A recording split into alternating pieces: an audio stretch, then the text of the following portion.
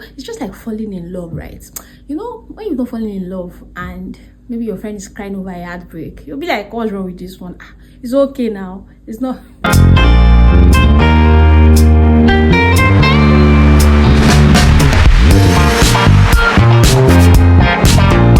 Hi guys, it's your girl Clara. So welcome back to my YouTube channel. Yeah, I know it's been a minute. Yeah. So anyways, how have you been? How's everything been? It's been a minute. Anyways, so today I just wanted to just people a little bit about my experiences. What nobody tells you about in marriage. So I'm married for like 2 years now, and I think no matter how you talk about whatever, how you prepare yourself, there's nothing like being in the actual marriage. Do you understand? Yes, there's a lot of all of that and things that you hear, but but baby, we're here. Anyways, so it's just like falling in love, right? You know, when you're not falling in love and maybe your friend is crying over a heartbreak, you'll be like, what's wrong with this one? Ah, it's okay now. It's not. I remember when I was in uni, my very good friend, my closest friend, Tammy, was the time she was heartbroken and she was crying, and me, I didn't start dating until later. So I was like, why are you crying so much? Sorry now. In fact, at this point I think I was tired of telling her sorry. Like, see, the day they broke my heart, I had to tell them, I said, Tammy, so this is how it is, that I'm sorry for telling you that she's sorry now. Because like there are things that, and that's when I realized that there are some things that you don't really understand until you experience it, right? So that's how it is. Like nobody like, so in that way I feel like that's how marriage is.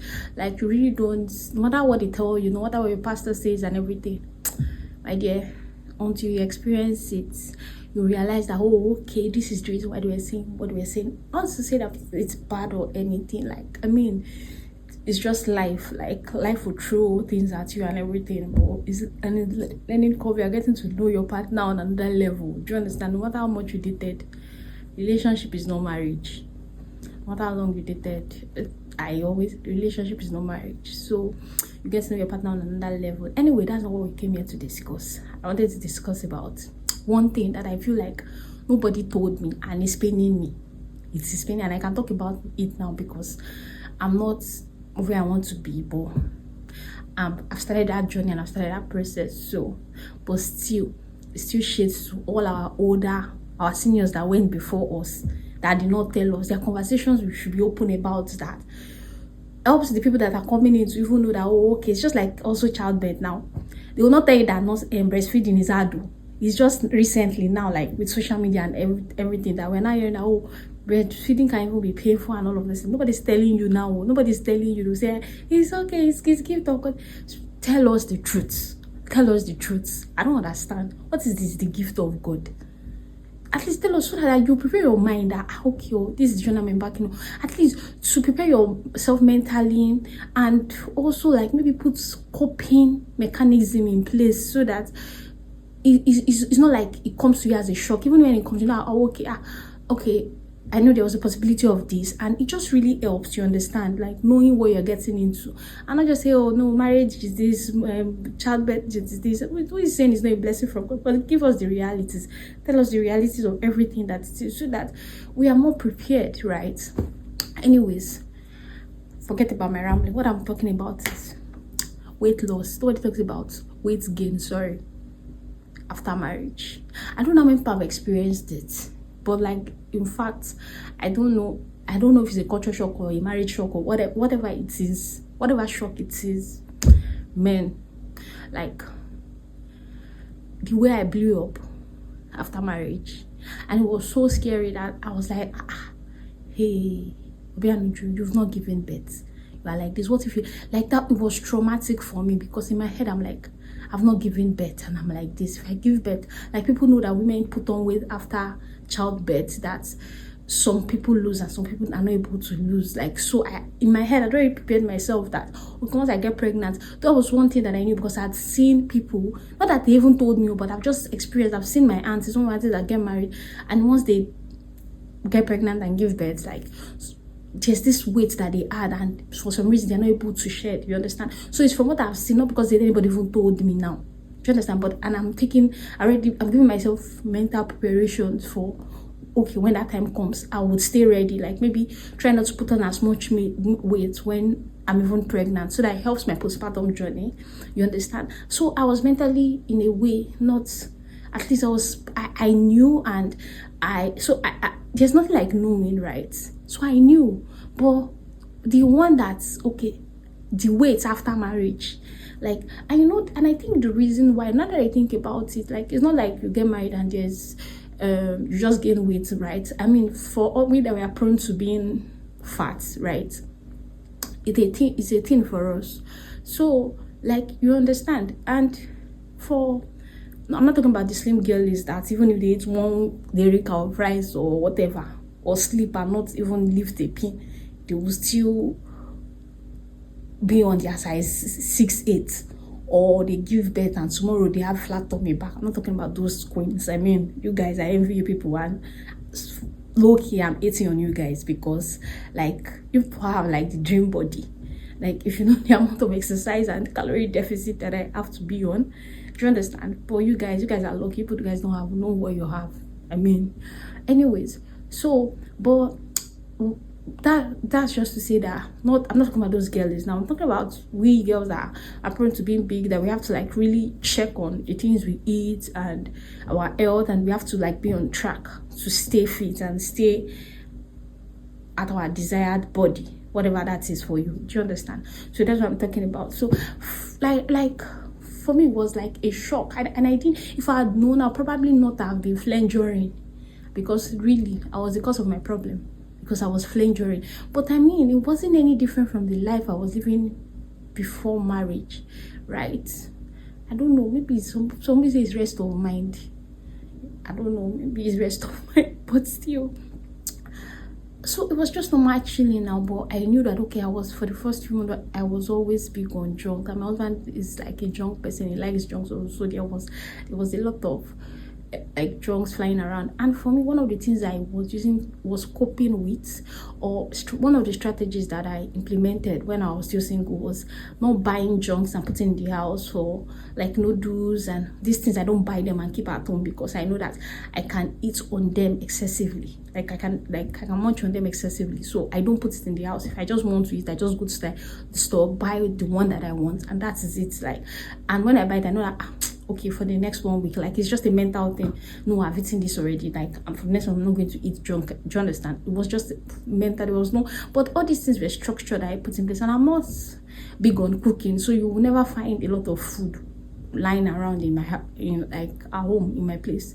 You understand? Like, I'd rather buy the food I'll eat once, or just cook small meals that I eat, and I don't refrigerate, I don't keep food. So there has never been excess, right, around me, because, and also because I'm very, very disciplined in my finances, so I don't like waste. Do you understand? I don't, and I mean, for me, food is secondary, right? So you know that you hardly see me like spend so much, like buying stuff and stocking the whole house and all of that. I rather use that money to buy clothes, or buy perfumes, or buy whatever that is not food related. You understand? And just like eat on whatever, and eat as the day goes by.